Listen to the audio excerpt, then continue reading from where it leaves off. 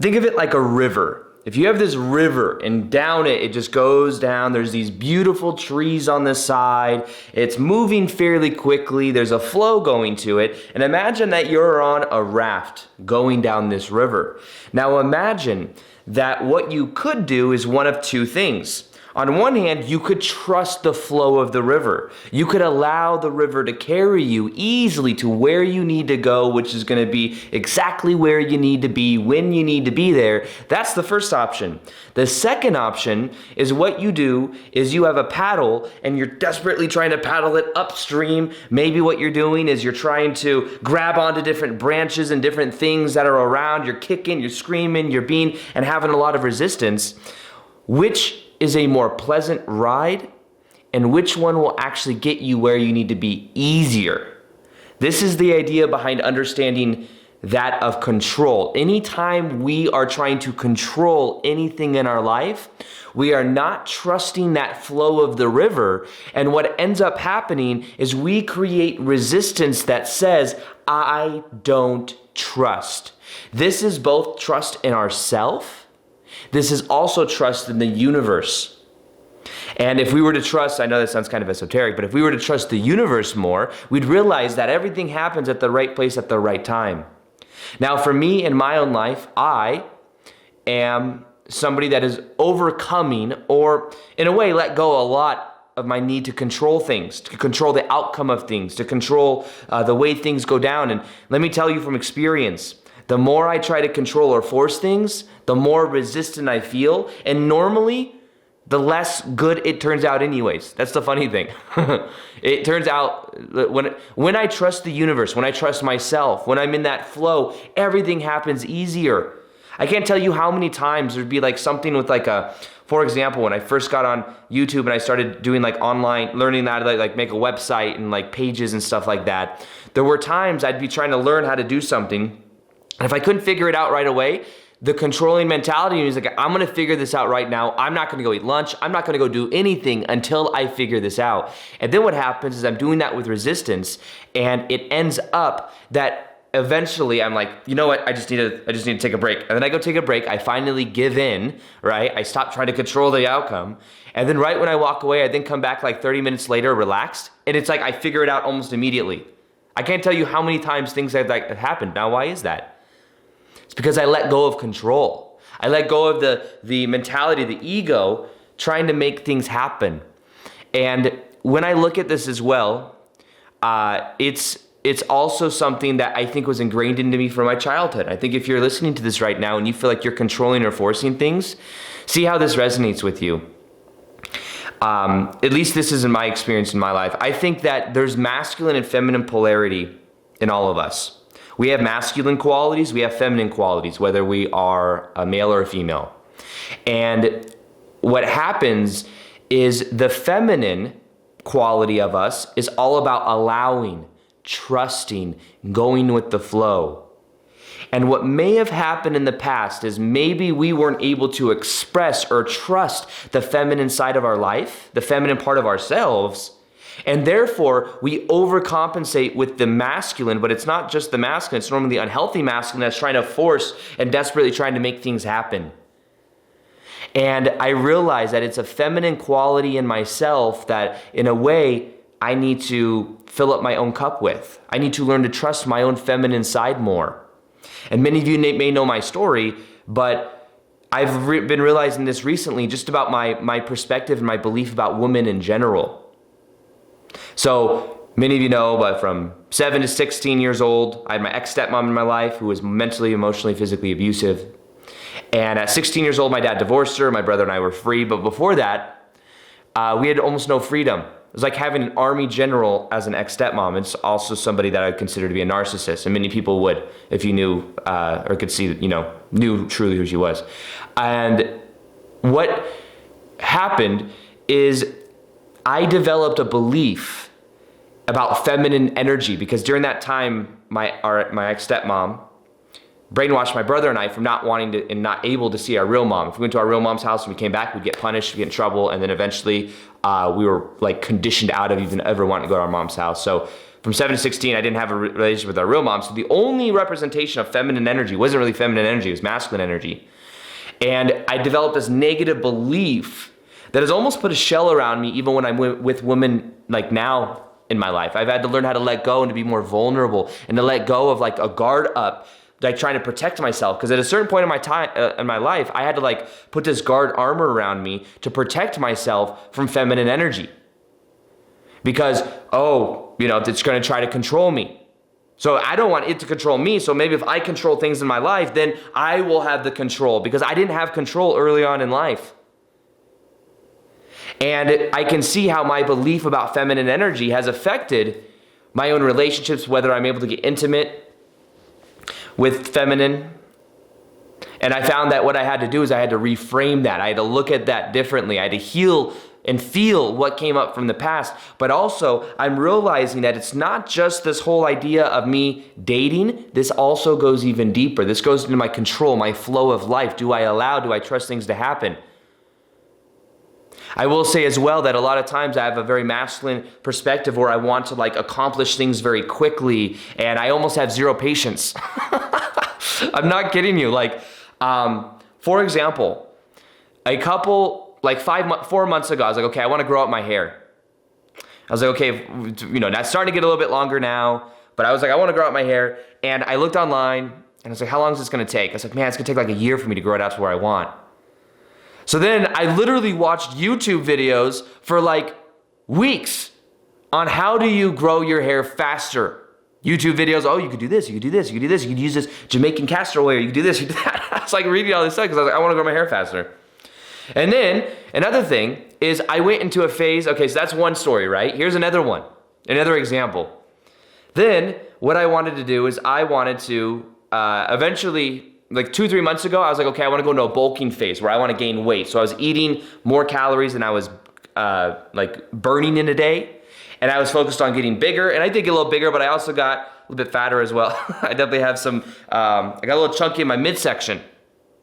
And then after like 3 months, I'm like, what am I doing? I want to be more lean now. So instead of trying to do this the healthy way, where I like go back down, like I just lessen my calories a little bit, I'm so impatient that I wanted to get the results in like 3 weeks. I was literally watching YouTube videos like, how can I do this in 3 weeks? And basically it's a very unhealthy way. It's like crash dieting. It's not healthy at all. If anything, it'd be more harmful, because then as I decrease my calories by a whole bunch so that I lose weight, my body adapts to that calorie range. And then it's like I have to eat less and less food. So I'm always starving myself. For 4 days last week, I like didn't eat any carbs at all. And I was like doing this thing, and I was losing weight, but I could just feel it was unhealthy.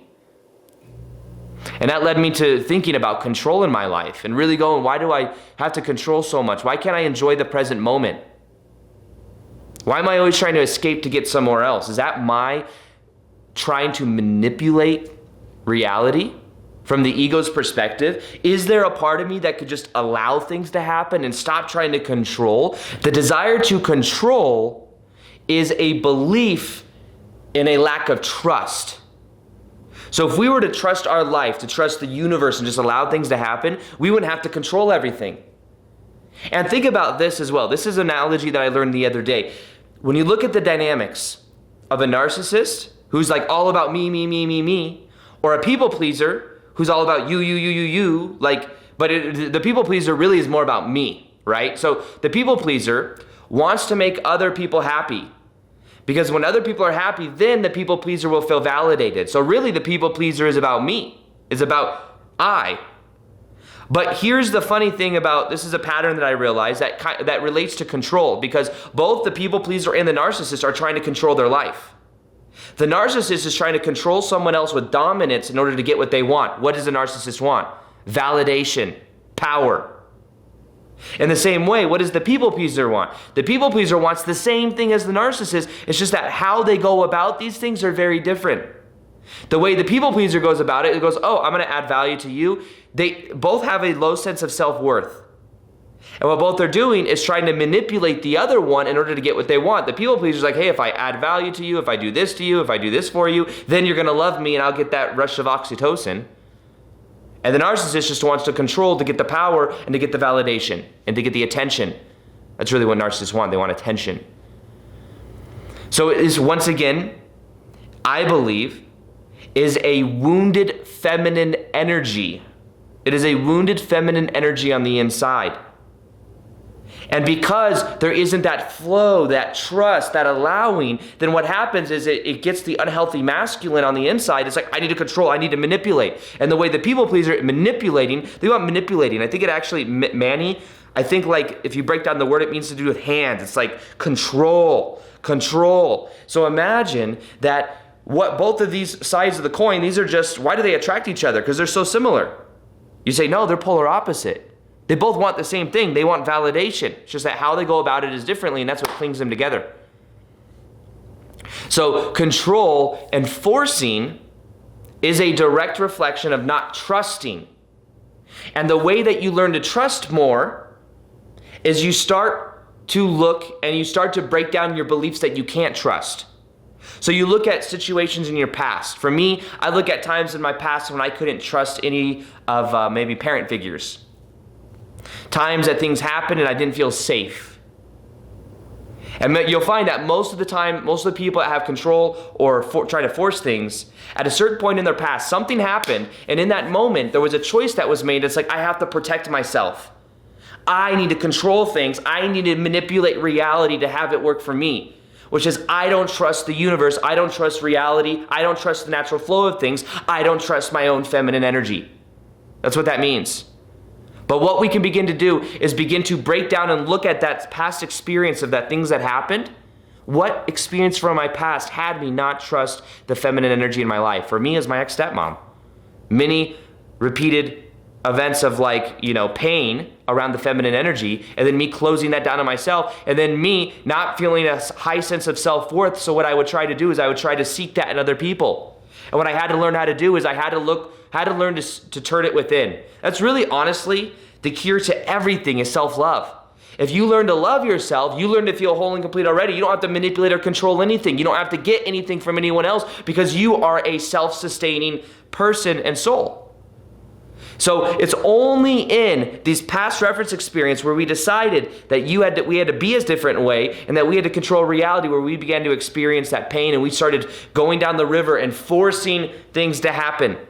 So how do you trust? You get on the raft and you just trust that you are going in the right direction. Doesn't mean you can't still have boundaries. Doesn't mean you can't say no when you need to. Doesn't mean any of that. It just means you start to trust the general flow of your life and that you start to, instead of react, which is controlling normally is, it's a reaction, instead of allowing. And you could get on that raft and allow it. So go back to the earliest childhood memories you have of feminine energy or masculine energy. Begin to look at it and begin to see that it was just one experience of the past. Feel what emotions come up. When you feel it, you heal it. And then what you do is you can start to change the meaning you gave to that past experience. What did you learn from it in a positive way? And as you look to this past experience and you change the meaning, it then changes your reality now. That's a quantum effect there. All this ex-stepmom stuff, the only reason I share it a lot is because I think it's relatable for people and it gives people more of something that they can understand and to see that I've been through this, so I understand it. But when I look at it, it doesn't emotionally trigger me the same way that it did when I was like 19, 20, 21 years old. So you don't have to manipulate or control reality. All you need to do is allow to trust your own feminine energy, to be more in flow, to be more allowing. And as you are in that mind state, as you are in that vibe, guess what? Things will happen easy for you. You'll find that reality is a direct reflection of the story you tell yourself about it. If you tell yourself the story you have to control everything, then you will. But you can let go right now. And as you let go, I promise everything changes. I do have a meditation that will help you to complete the past, feel 100% worthy, whole, and complete, which is the whole purpose of this video. It will help you heal more than anything else. Meditation is so powerful. That meditation for feeling 100% worthy, whole, and complete, and completing the past is right below. Listen to it for 21 days. Watch what happens. And if you haven't already, you can also go to whatsmyvibration.com. What that is that will show you your vibration, show you how to get to the next level of consciousness, and give you a meditation for helping you do that. So whatsmyvibration.com. Check that out there. And other than that, I'll talk to you guys later. Peace. Much love and namaste.